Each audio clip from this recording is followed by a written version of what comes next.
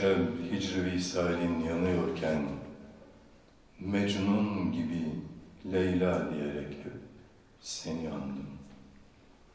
Zerrin saçının üstüne gönlüm kanıyorken, yaprakları solmuş bir gül gibi yandım.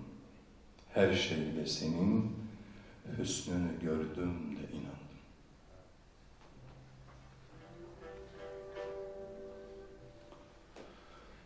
Ruhumda şer hicr-i visalin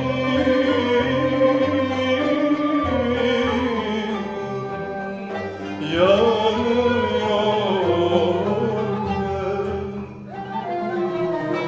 ruhumda hicr-i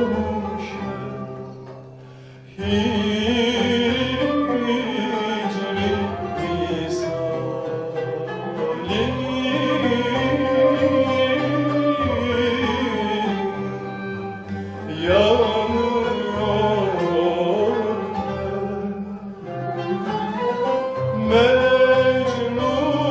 Mecnun gibi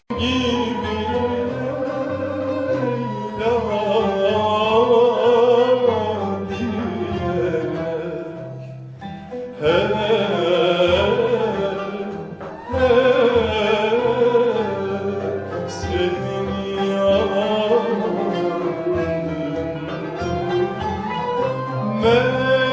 Mecnun gibi Leyla diyerek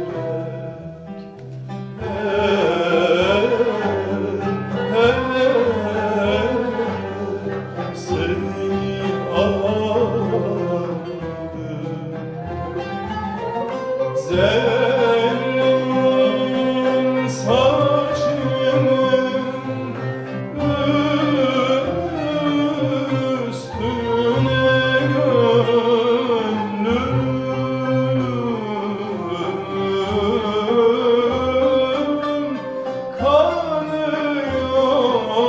kanıyorken,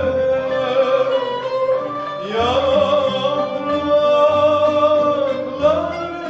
solmuş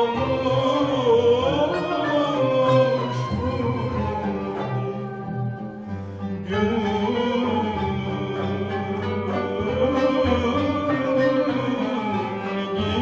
gibi yandım.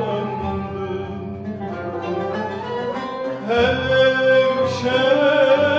şeyde senin hüsnünü gördüm,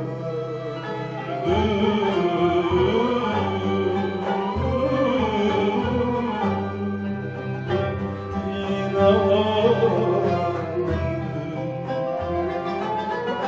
Her şeyde senin hüsnünü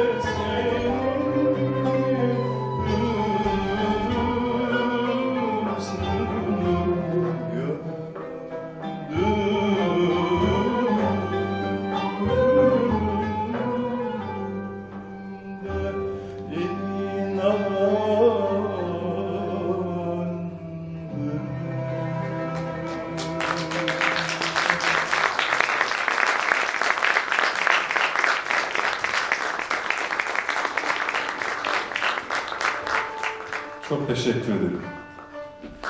Sevgili Jülide Bilgin.